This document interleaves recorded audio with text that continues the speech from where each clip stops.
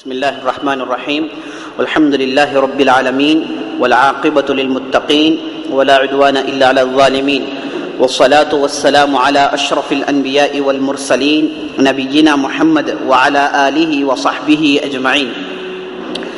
أما بعد فقال الله تبارك وتعالى اقرأ باسم ربك الذي خلق الإنسان من علق اقرأ وربك الأكرم الذي علم بالقلم علم الإنسان ما لم يعلم.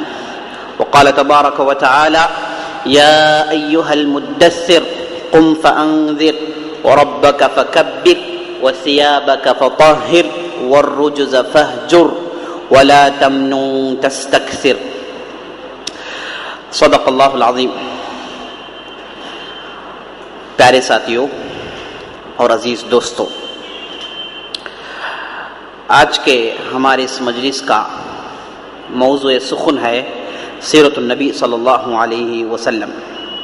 ہم لوگوں نے گزشتہ کے کئی مجالس سے آپ صلی اللہ علیہ وسلم نبی بننے سے پہلے کیا کیا واقعات پیش آئے ہم نے دیکھا، بلکہ آپ صلی اللہ علیہ وسلم پیدا ہونے سے پہلے عالم عرب کیسے تھا اور اس کے اندر کیا کیا قبائل ہیں اور کیا ماحول تھا اور عرب لوگوں کا کیا پیشہ تھا، کیوں اللہ تعالیٰ نے عرب کے اندر ایک نبی کو چنا، یہ تمام چیزیں ہم نے دیکھا. اور آپ صلی اللہ علیہ وسلم پیدا ہونے کے بعد ہم نے بھی اور بھی کئی واقعات دیکھے. اس میں آپ صلی اللہ علیہ وسلم کے رضاعت کا مسئلہ، کیا مطلب رضاعت کا، دودھ پلانے کا مسئلہ. اس کے بعد ہم دیکھے آپ صلی اللہ علیہ وسلم عبد المطلب کی کفالت میں، دادا کی کفالت میں کیسے رہے، ان کے دادا نے ان کے ساتھ کیا سلوک کیا. اس کے بعد ابو طالب آپ صلی اللہ علیہ وسلم کے چچا، ان کا سلوک کیا تھا آپ صلی اللہ علیہ وسلم کے ساتھ، یہ دیکھا ہم نے. اور اس کے بعد ہم نے آپ صلی اللہ علیہ وسلم کا وہ مشہور سفر جس میں بحیرہ الراہب سے ملاقات ہوئی وہ ہم نے دیکھا. اور اس کے بعد زمزم کے ملنے کا واقعہ، اور اس کے بعد بے شمار واقعات دیکھے. اور گزشتہ مجلس میں ہم نے کیا دیکھا، جنگ فجار، اور اس کے بعد حلف الفضول. یہ تمام چیزوں کو یاد رکھیے، بہت ضروری ہے جی. یہ جو لقب ہے جنگ فجار، حلف الفضول، رضاعت کے مسائل، یہ سب جو ہیں بہت ضروری ہیں. یہ اگر آپ یاد رکھیں گے تو آپ کو پوری سیرت یاد رہے گی. سیرت ایک ایسی چیز ہے جسے پورا یاد رکھنا ہے. جسے پورا یاد رکھا تو آدمی سمجھے کہ اس کے دل میں ڈھیر سارا علم ہے، یعنی علم کا ایک سٹرکچر اس کے دل میں ہے، اب صرف بھرنا ہے اسے. اگر کسی آدمی کے دل میں سیرت ہے تو گویا کہ اس کے پاس فاؤنڈیشنز پڑ گئے ہیں، اب یہ فاؤنڈیشنز کو کانکریٹ کے ساتھ بھرنا ہے، وہ ہے علم.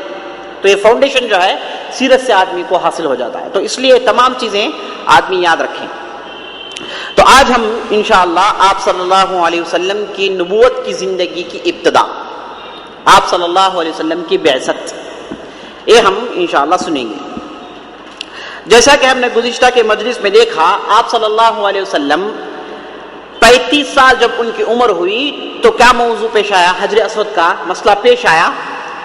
تو اس کے بعد سے آپ صلی اللہ علیہ وسلم مشہور ہو گئے، گویا کہ اللہ تعالیٰ کی طرف سے ایک تیاری تھی جس میں یہ بتانا تھا کہ یہ آدمی جو تمہارے آپسی اختلافات کو حل کر سکتا ہے اور اس پر آپ لوگ اتفاق کرتے ہیں، نیک ہے، سچا ہے، ایسا آدمی جو اس مسئلے کو آسانی سے حل کیا ہے، یہی آدمی کے ہاتھوں تمہاری دنیاوی زندگی اور اخروی زندگی کے تمام مشاکل کا حل ہے. یہ اللہ تعالیٰ کی طرف سے بتانا تھا. اور یہ واقعے کے بعد آپ صلی اللہ علیہ وسلم بہت مشہور ہو گئے، اور آپ صلی اللہ علیہ وسلم کی وہ خلوت کی زندگی شروع ہو گئی جس میں آپ صلی اللہ علیہ وسلم کیا کرتے تھے، غار حرا کو چلے جاتے تھے، جہاں جا کر مدت دراز بیٹھ جاتے تھے، جس میں آپ صلی اللہ علیہ وسلم عبادت کرتے تھے.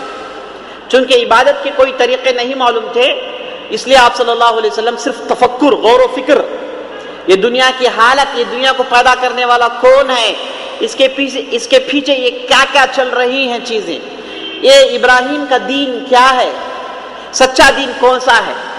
اس میں کوئی شک نہیں جو چیزیں چل رہی ہیں یہ پورے باطل ہیں، یہ باطل کی عبادت، بتوں کی عبادت، یہ چڑھاوے، یہ نذرانے، یہ بدکاریاں یہ سب دین ہو نہیں سکتا. ہر فطری سلیم فطرت رکھنے والا جانتا ہے. تو صحیح دین کیا ہے, صحیح عبادت کون سی ہے, کس کی عبادت کرنا ہے, یہ تمام چیزیں تھیں جس پر آپ صلی اللہ علیہ وسلم غور و فکر کیا کرتے تھے.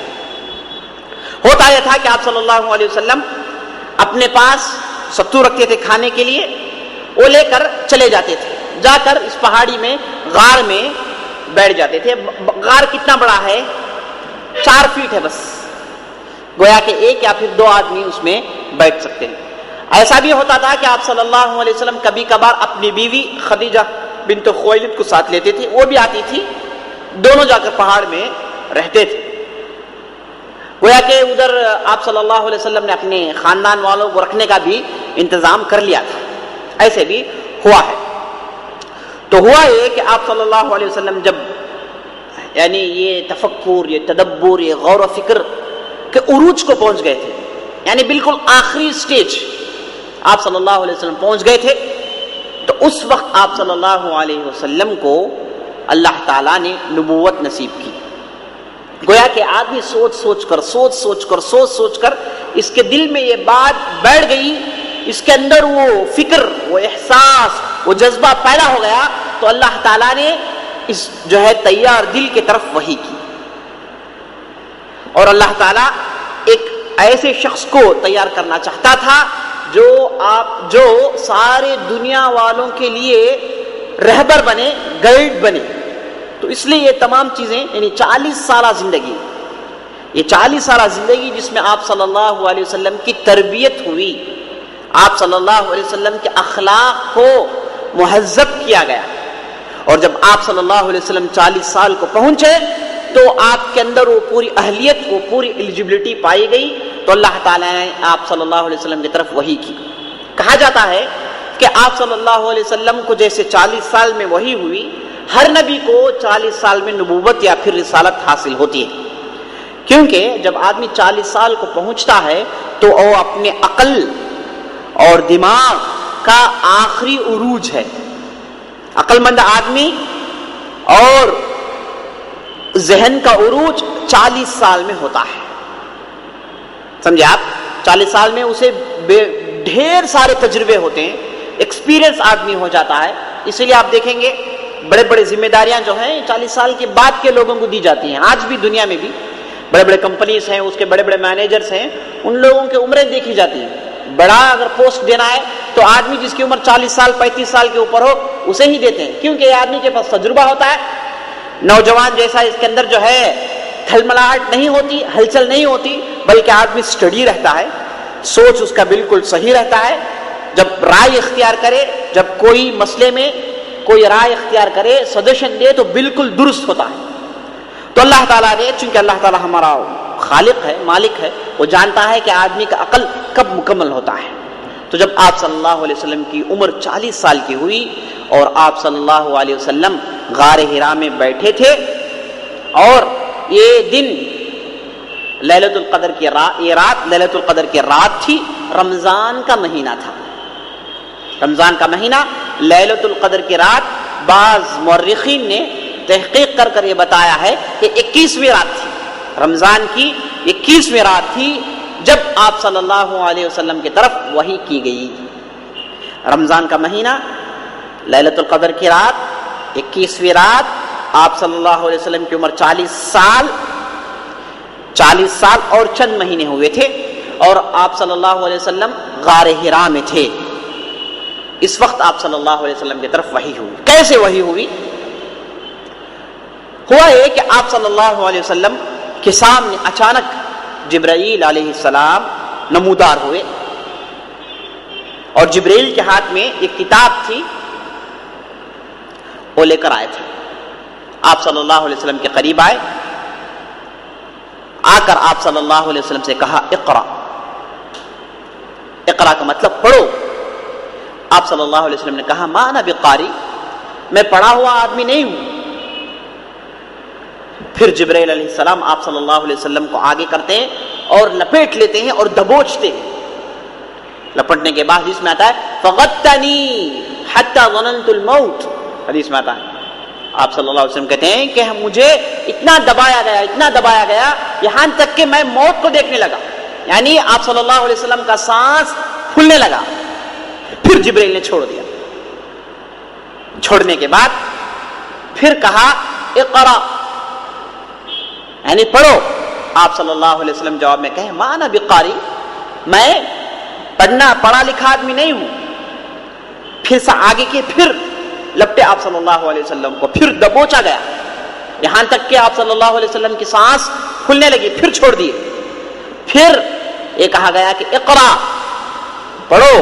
آپ صلی اللہ علیہ وسلم نے کہا ما انا بقاری، میں پڑھنا نہیں جانتا. تو پھر دبوچا گیا. اس طریقے سے 3 مرتبہ آپ صلی اللہ علیہ وسلم کو دبایا گیا اور پھر چھوڑا گیا.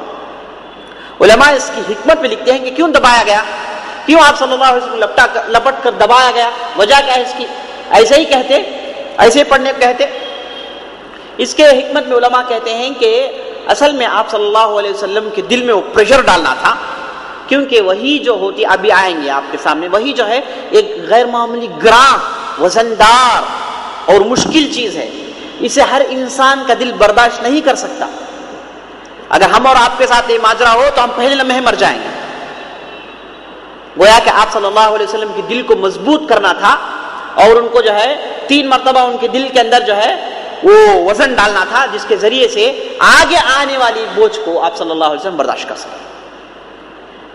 تو جب 3 مرتبہ جبرائیل نے چھوڑ دیا تو اس کے بعد کہے اقرأ بسم ربک الذی خلق.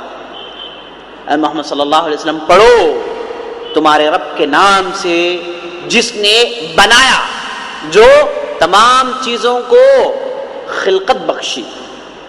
اقرأ بسم ربک الذی خلق خلق الانسان من علق، جو انسان کو لوتھڑے سے بنایا. لوتھڑا علق کہتے ہیں، لوتھڑا. اصل میں انسان اپنی ماں کے پیٹ میں سب سے پہلے پانی کا بوند ہوتا ہے، اس کے بعد یہ بوند آگے بڑھ کر 40 دن کے بعد مضغہ بنتا ہے. مضغہ کہتے ہیں یہ پانی کے سٹیج کے بعد کا سٹیج، جس میں کیا ہوتا ہے ایک گوشت کا ٹکڑے جیسا ہوتا ہے. اس کے بعد علقہ، یعنی گوشت اس کے ساتھ خون ملا ہوا، جسے کہتے ہیں خون کا لوتھڑا. تو اسے علقہ. تو اللہ تعالیٰ کہتا ہے انسان کو اللہ نے بنایا اس لوتھڑے سے. اس کے بعد اللہ تعالیٰ کہتا ہے اقرأ وربک الاکرم، اے نبی صلی اللہ علیہ وسلم پڑھو تمہارا رب سب سے زیادہ کریم ہے. الذی علم بالقلم، جو لوگوں کو تعلیم دی قلم کے ذریعے سے. علم الانسان ما لم يعلم، انسان کو تمام چیزیں سکھاتا ہے تو انسان نہیں جانتا. دیکھیے بالکل 5 معمولی آیتیں ہیں، معمولی مفہوم ہے، لیکن اس کے اندر ایسی ایسی باتیں ہیں آدمی غور کرے گا تو اس کے تصور جو ہے بہت دور تک پہنچتی ہیں. چونکہ ابھی وہی شروع ہوئی اور الفاظ بھی کیا ہیں، بالکل معمولی ہیں، اور بات بھی زیادہ بڑی نہیں کہی گئی. اگرچہ کہ اس کے اندر معنی بڑے ہیں، غور کرنے والے کے لیے بے شمار معنی نکلتے ہیں، لیکن چونکہ ابھی شروع ہوئی وہی تو آپ صلی اللہ علیہ وسلم کو بالکل یہ 5 معمولی آیتیں دی گئی جس کے اندر معنی غور کریں گے آپ بہت ہیں. اللہ کے نام سے شروع ہوا، اس کے بعد انسان کو پیدا کرنے کا موضوع چھیڑا گیا، یعنی انسان کیسے پیدا کیا گیا وہ موضوع ادھر بیان کیا. یعنی بالکل آپ صلی اللہ علیہ وسلم کے دل کو صاف کر کے بالکل جب دنیا شروع ہوئی وہ سٹیج کے قریب لے کر چلے گا اللہ تعالیٰ. یعنی بتایا کہ دیکھو انسان کو ایسے بنایا گیا، یہ ہے انسان. اگر کوئی آدمی کو آپ کچھ سکھانا چاہتے ہیں تو اسے بیس میں سے لائیں. جی اگر بیس میں سے نہیں لائیں گے تو وہ ہو سکتا نہیں سمجھے بات. تو اللہ تعالیٰ نے بالکل وہی اسلوب اختیار کیا، بالکل بیس، یعنی اس کی پیدائش، انسان کی پیدائش کی طرف چلے گیا. ادھر جا کر بتایا گیا کہ دیکھ بھائی انسان کو خون کے لوتھڑے سے بنایا گیا. اس کے بعد پھر کھینچ کر یہ کہا گیا کہ اللہ کے نام سے پڑھو جو زیادہ کریم ہے، زیادہ کریم، اکرم. یعنی دنیا میں کئی کریم ہے لیکن سب سے بڑا کریم، سب سے بڑا جو ہے انفاق کرنے والا، سب سے بڑا جو ہے لوگوں کو رحم کرنے والا اللہ. اس کے بعد کس کا ذکر آتا ہے دیکھیے، اقرأ وربک الاکرم الذی علم بالقلم. یعنی وہ اللہ کے نام سے جو زیادہ کریم ہے، بہت بڑا بزرگ ہے، جس نے علم دیا۔ اللہ تعالیٰ کی بزرگی اور علم دونوں کو ایک جگہ لا کر کھڑا کر دیا گیا، یعنی بزرگی میں سب سے بڑی چیز کیا ہے جو انسان کو اللہ تعالیٰ دیتا ہے؟ کیا ہے؟ علم ہے، علم ہے۔ علم بالقلم، یعنی علم کیسے سکھایا انسان کو؟ لکھنے کے ذریعے سے، اور اس کے بعد وہ چیزیں سکھائی جاتی ہیں انسان کو جو نہیں جانتا۔ یہ 5 آیتیں نازل ہوئی آپ صلی اللہ علیہ وسلم پر۔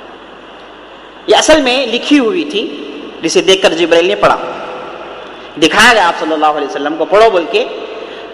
آپ صلی اللہ علیہ وسلم نہیں پڑھے، تو اس کے بعد جبرائیل پڑھ کر آپ صلی اللہ علیہ وسلم کو دہرائے۔ آپ صلی اللہ علیہ وسلم کہتے ہیں گویا کہ آیتیں میرے دل میں نقش ہو گئی، یاد نہیں کیا میں صرف ایک مرتبہ سنا، دل میں آیتیں نقش ہو گئی ہیں۔ تو یہ جو کتاب دکھایا گیا ہے، اسی کا ذکر سورہ بقرہ کے شروع میں آیا ہے، الف لام میم ذالک الکتاب لا ریب فیہ۔ الف لام میم، وہ کتاب جس میں کوئی شک نہیں۔ کون سی کتاب؟ جو کتاب دکھائی گئی تھی آپ صلی اللہ، یعنی پورا قرآن دکھایا گیا تھا آپ صلی اللہ علیہ وسلم، اور یہ لکھ کر دکھایا گیا، اس کی دلیل اسی آیتوں میں ہے۔ علم الانسان اقرأ وربک الاکرم الذی علم بالقلم۔ قلم کا ذکر کیوں آیا ہے؟ اس وجہ سے آیا ہے کہ جبرائیل نے آپ صلی اللہ علیہ وسلم کو لکھ کر دکھایا تھا، لکھی ہوئی چیز تھی، قلم سے تو لکھتے ہیں۔ تو اس مناسبت سے اس آیت کے اندر ذکر ہے کہ اللہ تعالیٰ نے آپ صلی اللہ علیہ وسلم کو جبرائیل کے پاس کتاب دے کر بھیجی تھی۔ تو یہ 5 آیتیں نازل ہوئیں۔ اس کے بعد آپ صلی اللہ علیہ وسلم کو اتنی پریشانی ہوئی، اتنی پریشانی ہوئی، آپ صلی اللہ علیہ وسلم تھوڑی دیر کے لیے غار سے باہر آ گئے۔ یہ ایک دم عجیب ماحول، عجیب دل کی کیفیت، عجیب گھبراہٹ۔ دوڑتے ہوئے حضرت خدیجہ کے پاس گئے۔ خدیجہ کہاں تھی؟ گھر میں نہیں تھی، ان کے ساتھ تھے آپ صلی اللہ علیہ وسلم کے۔ غار میں آپ صلی اللہ علیہ وسلم اکیلے ہیں، ہو سکتا ہے کہ غار کے باہر، چونکہ غار میں ایک ہی آدمی ہو سکتے ہیں، غار کے باہر آپ صلی اللہ علیہ وسلم نے اپنے گھر والوں کے لیے، بیوی بچوں کے لیے انتظام کیا تھا۔ تو وہاں سے دوڑتے ہیں، دوڑ کر سیدھا خدیجہ رضی اللہ عنہ کے پاس جاتے ہیں۔ جب خدیجہ دیکھتی ہیں، پہچان لیتی ہیں کہ آپ صلی اللہ علیہ وسلم کو کچھ پریشانی ہوئی ہے، سمجھ جاتی ہیں، فوراً آپ صلی اللہ علیہ وسلم کو کیا کرتی ہیں؟ کھینچ کر بٹھاتی ہیں۔ بٹھانے کے بعد آپ صلی اللہ علیہ وسلم کو کالی کملی سے کیا کرتی ہیں؟ اڑا دیتی ہیں، تاکہ جو ٹھنڈ حدرنا شروع ہو گیا آپ صلی اللہ علیہ وسلم، تو تاکہ یہ جو زور ہے، پریشر ہے، تھوڑا کم ہو جائے۔ جب پریشر کم ہو گیا، آپ صلی اللہ علیہ وسلم بالکل جو ہے نارمل سٹیج میں آ گئے۔ تو حضرت خدیجہ نے پوچھا کہ کیا ماجرا ہے؟ دیکھیے بیویاں ایسی ہی ہوتی ہیں کہ آج کل ہماری بیویاں کیسی ہیں، آپ 100% پریشان ہیں، ان کا چہرہ دیکھیں گے تو آپ 200 پریشان ہو جائیں گے جی۔ آپ کو پریشان دے کر وہ اتنا پریشان ہوگی کہ آپ کیا ہے، ان کے پریشانی میں آپ اور پریشان ہو کر جو ہے ٹینشن، مسئلہ جو ہے کئی دوسری طرف چلے جاتا ہے۔ ایسا نہیں ہونا چاہیے جی۔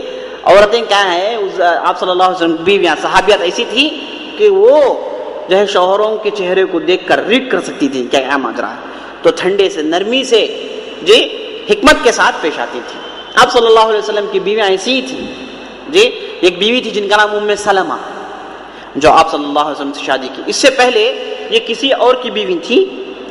تو جب ان کا بچہ وفات پا گیا، ان کے شوہر باہر گئے تھے ابو سلمہ، ان کا بچہ وفات پا گیا، باپ گھر میں داخل ہوتا ہے، بیوی یہ نہیں کہتی کہ بچہ ختم ہو گیا، مر گیا جی، جیسے ہمارے عورتیں، کیا ہوا معلوم تم نا، پورا غارت ہو گیا، بچہ مر گیا جی، کچھ بچہ وفات پا گیا ہے جی۔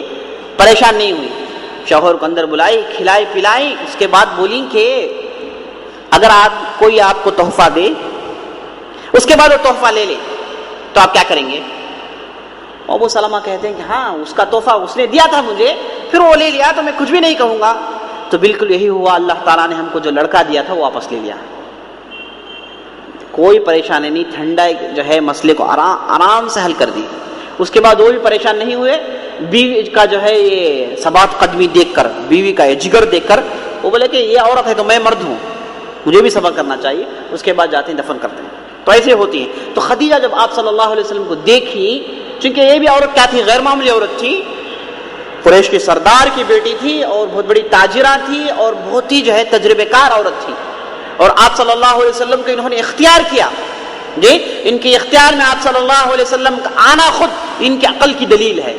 جب ایک عورت ایک مرد کو سلیکٹ کرتی ہے، اور ایسی عورت جس کو بڑے بڑے سردار شادی کے لیے خطبات بھیجتے رہے، کسی کو نہیں مانی، ایک معمولی آدمی کو جب سلیکٹ کرتی ہے تو اس کا عقل اور اس کی پہچان، اس کی دور اندیشی، اس کی دلیل اچھی طریقے سے ہم کو مل جاتی ہے۔ تو آپ صلی اللہ علیہ وسلم پوچھتے ہیں کہ کیا ماجرا ہے؟ تو آپ صلی اللہ علیہ وسلم کہتے ہیں کہ میرے ساتھ غیر معمولی واقعہ پیش آیا، پسینہ بہہ رہا ہے۔ پوچھتے ہیں کیا ہوا؟ تو کہتے ہیں آپ صلی اللہ علیہ وسلم کو میں نے ایک آدمی کو دیکھا، اس سے پہلے کبھی بھی میں نہیں دیکھا، اور عالم ایسا تھا کہ بالکل میں جو ہے چاروں طرف سے دبا ہوا تھا، میرے دل کو اس نے اتنا دبایا کہ میں مرنے کے قریب چلے گیا۔ تو خدیجہ جو ہے ان کو بھی کچھ بھی سمجھ میں نہیں آیا، لیکن آپ صلی اللہ علیہ وسلم کو ٹھنڈا کرتی ہیں۔ اس کے بعد جو ہے اس آدمی کو جسے آپ صلی اللہ علیہ وسلم نے دیکھا، یعنی جبریل کو، ان کے تعلق سے پوچھتی ہیں، تو آپ صلی اللہ علیہ وسلم کہتے ہیں کہ یہ ایسے ہیں، وہ ایسے ہیں۔ فوراً اٹھتی ہیں، اپنے چچا زاد بھائی جن کا نام ورقہ بن نوفل ہے، ان کے پاس جاتی ہے۔ یہاں تک رکھیے اسے، انشاءاللہ آگے بڑھیں گے۔ اس سے پہلے موضوع سے تھوڑا ہٹ کر ہے، وہ بتانا بھی ضروری، وہ ہے وحی۔ وحی کیسے ہوتی ہے، اس کی کیفیت کیا ہوتی ہے؟ علماء نے وحی کی تقریباً 6-7 قسمیں لکھی ہیں۔ اللہ تعالیٰ قرآن میں کہتا ہے وَمَا كَانَ لِبَشَرٍ أَن يُكَلِّمَهُ اللَّهُ إِلَّا وَحْيًا أَوْ مِن وَرَاءِ حِجَابٍ أَوْ يُرْسِلَ رَسُولًا فَيُوحِيَ بِإِذْنِهِ مَا يَشَاءُ۔ سورہ شورى کے آیت۔ اللہ تعالیٰ کسی بھی بندے سے، کسی بھی بشر سے کلام نہیں کرتا اللہ کے 3 صورت، ایکسپٹ 3 حالتوں میں اللہ تعالیٰ بندوں سے کلام کرتا ہے۔ سب سے پہلی حالت کیا ہے؟ وحی۔ اللہ تعالیٰ وحی کرتا ہے۔ وحی کیا ہے؟ وحی کا اصل میں لنگوسٹیکل میننگ ہے وسپرنگ۔ وسپرنگ کیوں کرتے ہیں آپ؟ چہم گویاں جسے ہم اردو میں کہتے ہیں، کیوں کرتے ہیں آپ؟ تاکہ آپ کا جو ساتھی ہے وہ آپ کی بات نہ سنے، صرف آپ اور آپ جسے بتانا چاہتے ہیں وہ دو بات کریں۔ 3-4 آدمی ہیں، آپ دو جو ہے مرمرنگ کر لیے، کسمس کر لیے، تو یہ کیا ہے؟ وسپرنگ ہے، کسی اور کو نہیں معلوم، کسی اور کو نہیں۔ اسے کہتے ہیں وحی، اسے کہتے ہیں وحی لنگوسٹیکل میننگ۔ اسلام میں اس کا مطلب یہ ہے کہ اللہ اپنا میسج اپنے بندے انسان کو دیتا ہے، یہ ہے وحی کا مطلب۔ یہ کیسے آتی ہے؟ ہوتا یہ ہے کہ جیسے انسان پر جن حاوی ہو جاتے ہیں، جن شیطان ہے وہ زبردستی حاوی ہو جاتے ہیں، اور یہ چیز مذموم ہے، اچھی چیز نہیں ہے، لیکن ملک بھی ایسے ہی آتے ہیں، انسان کے دل میں وہ کنٹرول حاصل کر لیتے ہیں، اور وہ انسان کو دکھتے ہیں جس پر ایسی کیفیت میں انسان پر زیادہ پریشر ہوتا ہے۔ یہ پریشر صرف انبیاء سنبھال سکتے ہیں، کوئی اور نہیں سنبھال سکتا۔ اور یہ وہی جب جو ہے ملک لے کر آتے ہیں، جب انسان پر حاوی ہو جاتے ہیں، تو انسان اور ملک کے درمیان ہی ایک الگ دنیا پیدا ہو جاتی ہے۔ انسان ملک کو دیکھ سکتا ہے، اور انسان کے ساتھ جو دوسرے ہیں وہ دیکھ نہیں سکتے، اور انسان کی دل کی کیفیت بھی بدل جاتی ہے۔ دل ایک دم شارپ ہو جاتا ہے اس کا، ایک دم ہر بات کو جو ہے جذب کرنے کے لیے، ہر بات کو سمجھنے کے لیے، ہر بات کو جو ہے ایسے ہی میمورائز کرنے کے لیے اس کا دل بالکل جو ہے بڑا ہو جاتا ہے اور بالکل مضبوط ہو جاتا ہے۔ ہمارا ساتھ بھی ہوتا ہے، کبھی دل آپ کا کئی باتیں کہیں فوراً ایکسپٹ کر لے گا، کبھی ایسا ہوتا ہے کہ 1000 بھی کہیں دل کو بات نہیں لگتی، کیونکہ آپ کا دل کبھی بیدار رہتا ہے، کبھی سویا ہوا رہتا ہے، کبھی ایکٹیو رہتا ہے، کبھی ان ایکٹیو رہتا ہے۔ یہ جو دل کی کیفیت ہے بدلتی رہتی ہے۔ تو انبیاء کو یہ جو دل ہوتا ہے بالکل ایکٹیو ہوتا ہے، اور ملک اس پر قبضہ کر لیتے ہیں، یعنی دل کو اپنے طرف مول لے لیتے ہیں۔ یہ کیسے ہوتا ہے اللہ بہتر جانتا ہے، لیکن ہم کو جو بات سمجھ میں آتی ہے وہ یہ ہے کہ گویا کہ ملک انسان پر حاوی ہو جاتے ہیں، یا پھر انسان کو جو ہے اس کے دل کو اپنے طرف مول لے لیتے ہیں، اور دل کو جو ہے مخاطب کرتے ہیں، اور انسان اس ملک کو دیکھتا ہے اور کوئی دوسری چیز نہیں سوچتا۔ سمجھے آپ؟ تو یہ ہے وحی۔ وحی کے جو ہے تقریباً 6-7 قسمیں ہیں۔ اس میں سب سے پہلا قسم یہ ہے سچے خواب۔ وحی کا سب سے پہلا قسم کیا ہے؟ سچے خواب۔ آپ صلی اللہ علیہ وسلم کے ساتھ بھی نبی ہونے سے 6 مہینے پہلے، یعنی غار حرا میں جبرائیل آنے سے، رمضان کی رات میں آنے سے 6 مہینے پہلے آپ صلی اللہ علیہ وسلم کو ایسے ہی سچے خواب آیا کرتے تھے۔ حضرت عائشہ کی روایت ہے بخاری میں۔ کیسے سچے خواب؟ آپ صلی اللہ علیہ وسلم خواب میں دیکھتے، جب صبح اٹھتے سپیدے صبح میں یہ چیز ویسے ہی ہوتی ہے جیسے آپ صلی اللہ علیہ وسلم نے خواب میں دیکھا۔ ایک مرتبہ نہیں، 2 مرتبہ نہیں، بلکہ روزانہ جو بھی واقعات ہوتے آپ صلی اللہ علیہ وسلم خواب میں دیکھ لیتے، صبح اٹھتے وہ واقعات ان کے سامنے چلتے۔ 6 مہینے پہلے یہ سلسلہ شروع ہو گیا تھا تاکہ آپ صلی اللہ علیہ وسلم کا دل تیار ہو۔ یہ سلسلہ جاری رہا اور آپ صلی اللہ علیہ وسلم نبی ہونے کے بعد بھی یہ سلسلہ جاری رہا۔ اس لیے نبی کا خواب کیا ہے؟ سچا ہوتا ہے، اللہ تعالیٰ کی طرف سے میسج ہوتا ہے۔ ابراہیم علیہ السلام کو خواب میں آیا نہیں آیا؟ کیا بول کے آیا؟ وہ اپنے بچے کو ذبح کر رہے ہیں، سیدھے اپنے لڑکے کے پاس پہنچے، کیا بولے؟ یا بنی انی اراک فی المنام انی اذبحک، اے بیٹے میں خواب میں دیکھ رہا ہوں کہ میں تمہیں ذبح کر رہا ہوں۔ بیٹا کہتا ہے کہ یا ابتی افعل ما تؤمر، اے میرے ابا جان آپ کو جو حکم ہوا ہے خواب میں دیکھے، لیکن چونکہ یہ بھی نبی ہیں سمجھ جاتے ہیں، کہتے ہیں کہ آپ کو جو حکم ہوا ہے اسے آپ کر گزریے، انشاءاللہ میں صبر کرنے والوں میں سے رہوں گا۔ تو انبیاء کے خواب جو ہوتے ہیں بالکل سچے ہوتے ہیں۔ آپ صلی اللہ علیہ وسلم عمرہ کیے، کیوں کیے؟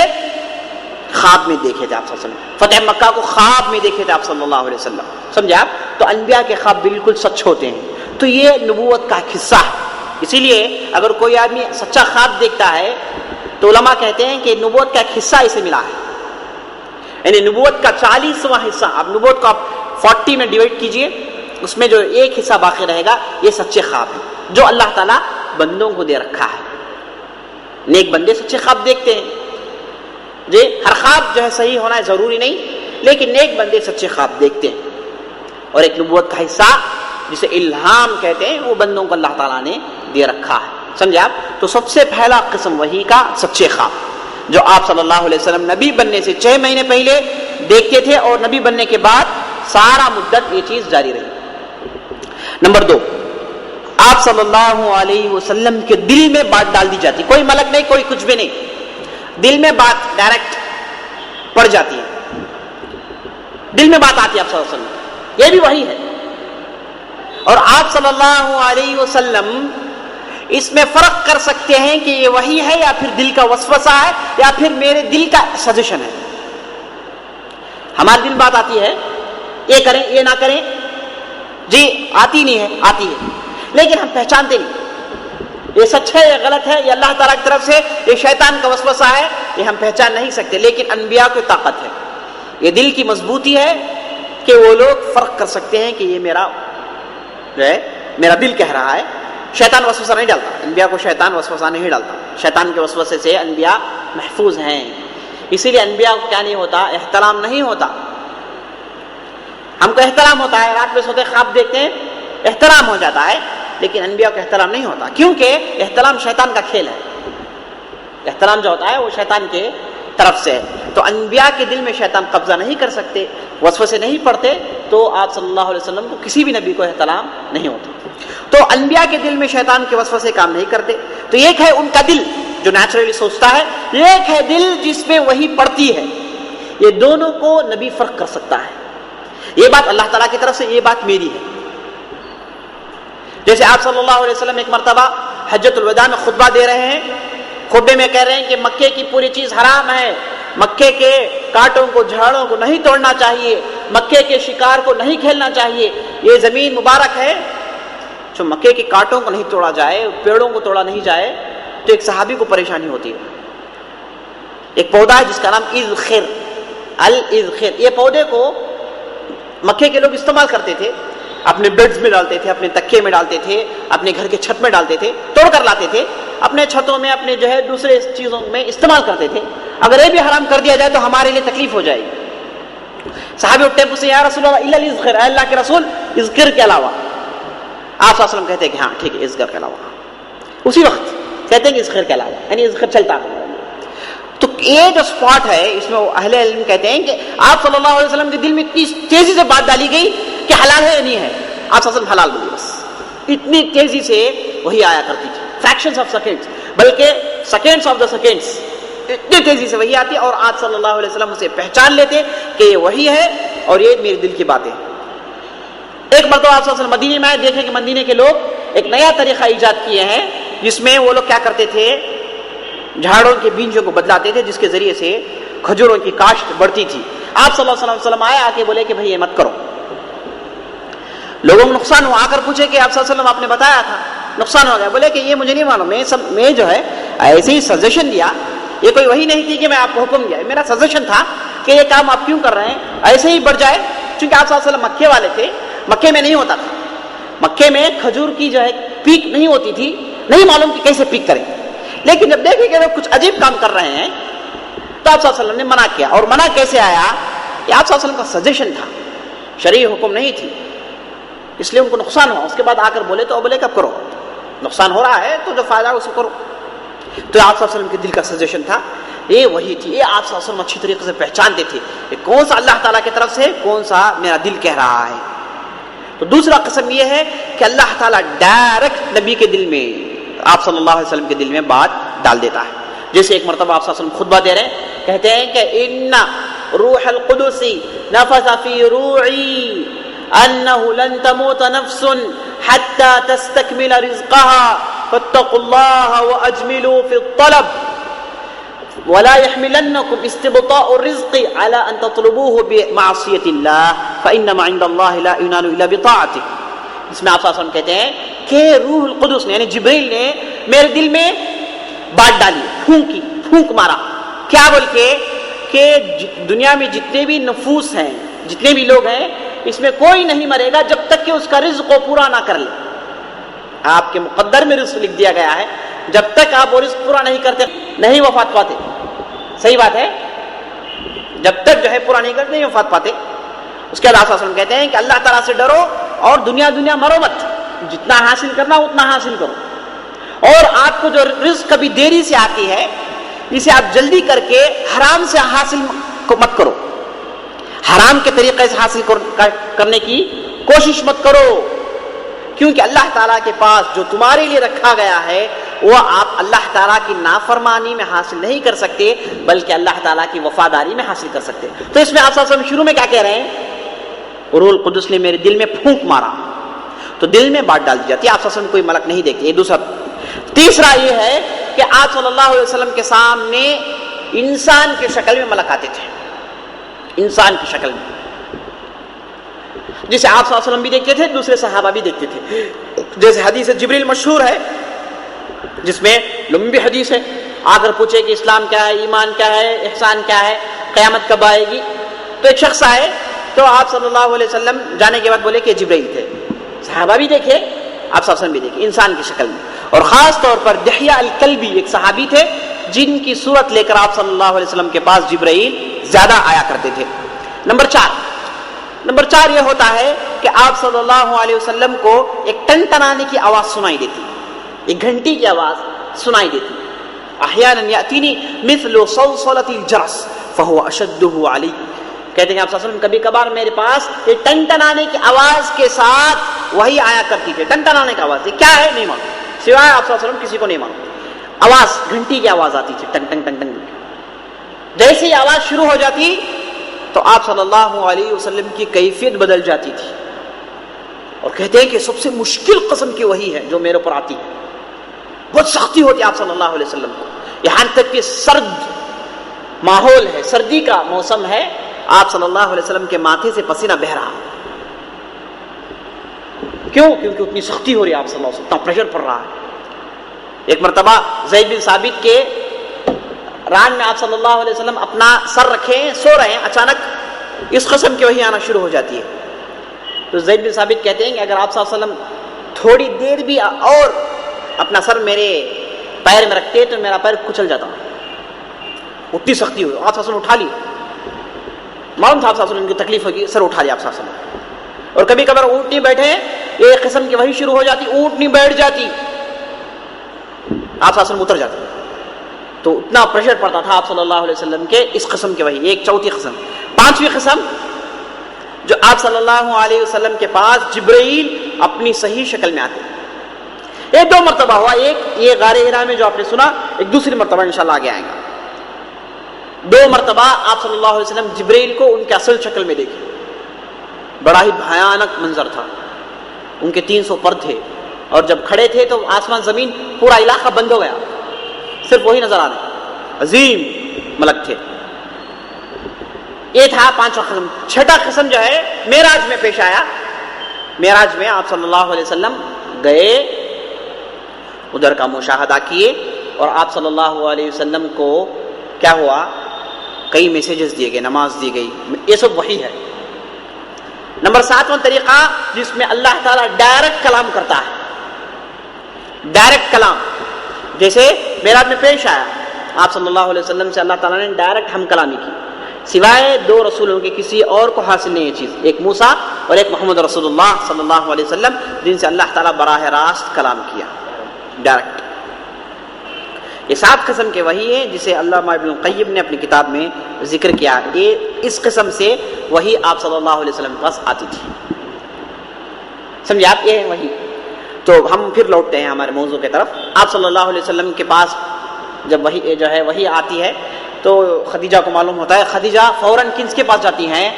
ورقہ بن نوفل بن عبد العزہ بن کعب بن لوئی، اور اس کے نبی صلی اللہ علیہ وسلم ملتے ہیں. یہ جو ہے قریش خاندان کے تھے. یہ بڑے ہی بزرگ آدمی تھے جو جاہلیت میں ہی جانتے تھے کہ یہ جو بھی چیزیں چل رہی ہیں، بت پرستی، چڑھاوے، نذرانے، یہ سب باطل ہیں. ان کے تعلق سے آتا ہے کہ یہ بڑے آدمی تھے، بڑے بزرگ تھے، اور سفید داڑھی تھی ان کی، اور بڑے عمر کے تھے، عمر رسیدہ تھے. تو کعبے کے پاس جاتے، قریش کو روکتے، بولتے کہ تم لوگ پاگل ہو گئے ہو کر رہے ہیں، یہ کیا کام کر رہے تم لوگ. چونکہ بڑے تھے وہ لوگ کچھ بھی نہیں بولتے، خاموش رہ جاتے. تو ورقہ بن نوفل یہ ان 4 لوگوں میں سے ایک ہیں جو اسلام آنے سے پہلے توحید کی جن کو تلاش تھی، صحیح عبادت کی ان کو تلاش تھی. وہ 4 لوگ کون ہیں؟ سب سے پہلے ورقہ بن نوفل. یہ آپ صلی اللہ علیہ وسلم کے دور تک رہے. ابھی آئیں گے آگے باتیں. یہ کیا کہتے ہیں آپ صلی اللہ علیہ وسلم کو. نمبر 2 عبید اللہ بن جحش.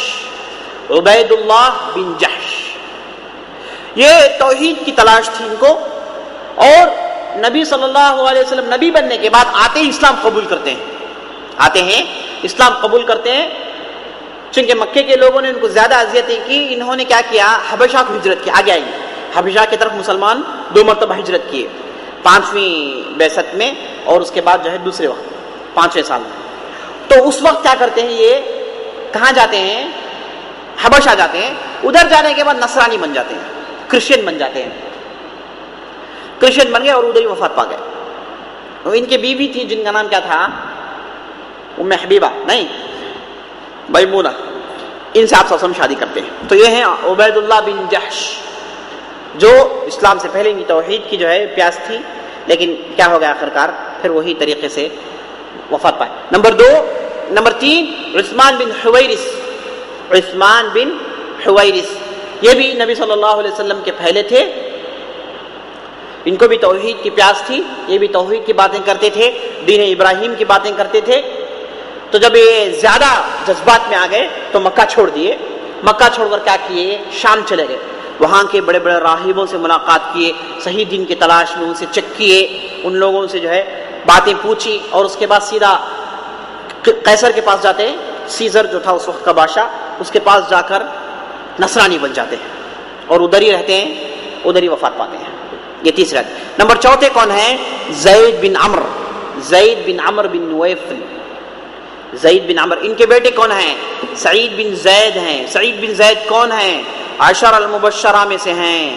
10 لوگ جن کو بشارت دے دی گئی ان میں سے ہیں سعید بن زید جو حضرت عمر بن خطاب کے بہنوی تھے. تو یہ زید بن عمر ہے. یہ کیا تھے؟ یہ بھی زبردست موحد تھے، بلکہ 4 میں یہ نمبر 1 تھے. علانیہ لوگوں کو روکتے تھے، ان کے بتوں کے پاس جاتے تھے، سب کے سامنے لعنت بھیجتے تھے، اور بڑے ہمت والے تھے. تو ایک مرتبہ ایسا ہوا کہ یہ بھی جذبات میں آ گئے، توحید کی تلاش میں مکہ چھوڑے، شام گئے، وہاں کے بڑے بڑے پادریوں سے ملاقات کیے. تو یہ آخری میں جو بہت بڑا پادری تھا اسے ملاقات کرتے ہیں. پادری کہتا ہے کہ دیکھ بھائی، پریشان ہونے کی کوئی ضرورت نہیں، تو تو جس زمین سے آیا ہے اسی زمین سے عنقریب ایک نبی نکلنے والا ہے، جس کا نام ہماری کتابوں ہم دیکھتے ہیں، جس کا نام کیا ہے؟ منحمنا، جو ہے بائبل میں آپ صلی اللہ علیہ وسلم کا نام کیا آیا ہے؟ المنحمنا، یعنی محمد، یہی مطلب ہے اس کا، المنحمنا، یہ آدمی آئے گا جس کا نام المنحمنا ہے، اور اس کا ترجمہ جو ہے رومی زبان، لیٹن زبان میں کیا ہوا ہے؟ البرقتلیس، آج بھی ان کی کتابوں میں نام موجود ہے۔ اب جو بائبل کا نسخہ ہے، اولڈ ٹیسٹامنٹ، نیو ٹیسٹامنٹ، پورے لیٹن سے ٹرانسلیشن ہوا اس کا، بیسک جو ہے لیٹن ہے ان کا، تو لیٹن میں ان لوگوں نے المنحمنا کا ترجمہ یہ برقتلیس نے کیا ہے۔ تو کہتا ہے کہ المنحمنا آئے گا، جو ہم کو کتابوں میں ملتا ہے، بالکل وہ تمہاری ہی زمین ہے، اسی زمین سے نکل کر آنے والا ہے جسے ہم انتظار کر رہے ہیں، تو جس زمین سے آیا اسی زمین کی طرف واپس لوٹ جا۔ لیکن ہوتا ہے کہ جب زید بن عمرو واپس آ رہے تھے تو کبھی ایک جو ہے ایسے قبیلوں والوں سے گزرتے ہیں، پرانی دشمنی تھی، وہ لوگ ان کو قتل کر دیتے ہیں، تو سعید بن زید جو آپ صلی اللہ علیہ وسلم کے جو ہے 10 عشرہ مبشرہ میں سے تھے، وہ ایک مرتبہ پوچھتے ہیں اللہ کے رسول میرے والد صاحب کا کیا ہوگا؟ تو آپ صلی اللہ علیہ وسلم کہتے ہیں کہ قیامت کے دن ایک اکیلا امت بنا کر اسے اللہ تعالیٰ اٹھائے گا، ایک اکیلا امت، اکیلا اٹھیں گے، یعنی آپ صلی اللہ علیہ وسلم نے ان کے تعلق سے خوشخبری دی، جو ہے ہو سکتا ہے کہ وہ جنتی ہوں انشاءاللہ، اکیلے امت بنا کر، کیونکہ اکیلے تھے تو اکیلے جو ہے امت بنا کر ان کو اٹھایا جائے گا، اللہ بہتر جانتا ہے۔ یہ 4 لوگ تھے جو اسلام آنے سے پہلے جن کو توحید کی پیاس تھی، توحید حاصل کرنے کی کوشش کی، لیکن اس میں 2 کیا ہو گئے؟ نصرانی بن گئے، ایک آپ صلی اللہ علیہ وسلم کو نہیں پائے، راستے میں وفات پا گئے، ایک تھے ورقہ بن نوفل، جو کیا کیے؟ بہت تلاش کیے، یہاں تک کہ یہودیوں کے پاس عبری زبان سیکھنے کے بعد نصرانی بن گئے تھے، اور وہ جو انجیل تھی اسے عبرانی زبان میں لکھ رہے تھے، یعنی ٹرانسلیشن کر رہے تھے، بڑے حکیم مانے جاتے تھے، لوگ ان کے پاس آتے تھے، رائے مشورہ کرتے تھے۔ اس لیے جب خدیجہ دیکھیں کہ آپ صلی اللہ علیہ وسلم کہتے ہیں کہ ایک آدمی کو دیکھیں ایسا ہے ویسا ہے، تو فوراً ان کو کلک ہوتا ہے ورقہ بن نوفل مناسب آدمی، کسی نجومی کے پاس نہیں گئے، کسی دوسرے آدمی، چونکہ وہ عرب میں مشہور تھے، ان کے پاس جاتے حل لیتے، لیکن جب وہ وصف پوچھی، یعنی کریکٹرز ان کے جو ہے ایٹریبیوٹس پوچھی، تو وہ بولے کہ یہ باتیں ہو سکتا ہے خدیجہ نے ان سے سنا ہو، چونکہ چچا زاد بھائی تھے، ان سے سنا ہو کہ جو ہے یہ ملک کے باتیں، فرشتے کی باتیں سنی ہوں، تو فوراً ان کے پاس لوٹتی ہیں۔ تو جو ہے جب خدیجہ ان سے کہتی ہیں تو ورقہ بن نوفل کہتے ہیں کہ ھذا ناموس الاکبر، یہ جو ہے وہی فرشتہ ہے جو بہت بڑا فرشتہ ہے جو موسیٰ کے پاس آیا تھا، یہ بالکل وہی فرشتہ ہے، کہاں ہے تمہارا شوہر؟ خدیجہ دوڑتی ہیں، جا کر آپ صلی اللہ علیہ وسلم کو تلاش کرتی ہیں، آپ صلی اللہ علیہ وسلم اس وقت کعبے میں طواف کر رہے ہیں، ورقہ بن نوفل خدیجہ کے ساتھ تھے، تو کعبے میں دونوں سے ملاقات ہوتی ہے، آپ صلی اللہ علیہ وسلم اور ورقہ بن نوفل کی۔ تو ورقہ بن نوفل آپ صلی اللہ علیہ وسلم سے پوچھتے ہیں کہ آپ نے کیا دیکھا؟ آپ صلی اللہ علیہ وسلم بتا دیں گے میں نے ایسا دیکھا، تو ورقہ کہتے ہیں کہ یہی ہے وہ فرشتہ جو موسیٰ کے پاس آیا تھا، اور یاد رکھنا تیری قوم تجھ سے لڑے گی، کہتے ہیں نصیحت لکھی، تیری قوم تجھ سے لڑے گی اور تجھے مارے گی، پیٹے گی، تجھے اذیتیں دے گی، اور تجھے تیری زمین سے نکالے گی، جب تجھے تیری زمین سے نکالے گی کہتے ہیں تو آپ صلی اللہ علیہ وسلم بدک اٹھتے ہیں، کہتے ہیں کہ او مخرجی ہوں، کیا مجھے نکال دیں گے مکے سے؟ یعنی مکے کی اتنی محبت ہے، مکے سے نکلنا نہیں چاہتے، پوچھتے ہیں کہ مکے سے نکال دیا جاؤں گا میں، مکے کے لوگ مجھے نکال دیں گے؟ کہتے ہیں کہ ہاں، جو بھی کوئی میسج لے کر آیا اس کے ساتھ یہی سلوک ہوا، موسیٰ آیا تھا نکال دیے گئے مصر سے، نہیں نکالے گئے نہیں تھے، نکالے گئے، اصول ہے ان کی زمین سے ان کو نکال دیا جاتا ہے، دوسری زمین ملتی ہے جہاں یہ اپنی جو ہے بیس بناتے ہیں۔ تو اس کے بعد جو ہے نوفل کہتے ہیں کہ اگر میں زندہ رہوں، اگر میں آگے چل کر زندہ رہوں، میں تیری مدد کروں گا اور تیرے ساتھ ہمیشہ رہوں گا، اور یہ کہتے ہیں کہ انت نبی هذه الامہ، تو اس امت کا نبی ہے، میسج دیتے ہیں۔ اس کے بعد چند دنوں کے بعد ورقہ بن نوفل وفات پا جاتے ہیں، اس لیے علماء کہتے ہیں کہ آپ صلی اللہ علیہ وسلم پر سب سے پہلے ایمان لانے والے کون تھے؟ ورقہ بن نوفل، چونکہ وفات پا گئے تھے، شروع میں کوئی احکامات، کوئی مسائل نہیں سنے تھے، پہلے ہی وفات پا گئے تھے۔ تو یہ ہوا۔ اس کے بعد آپ صلی اللہ علیہ وسلم سے اللہ تعالیٰ نے وحی کو روک لیا تھا، وحی کا سلسلہ یہ تھا، 5 آیتیں نازل ہوئی، اس کے بعد وحی کا سلسلہ منقطع ہو گیا، رک گیا۔ آپ صلی اللہ علیہ وسلم بہت پریشانی ہوئی، بہت ہی پریشانی ہوئی۔ پھر کیسے یہ سلسلہ شروع ہوا؟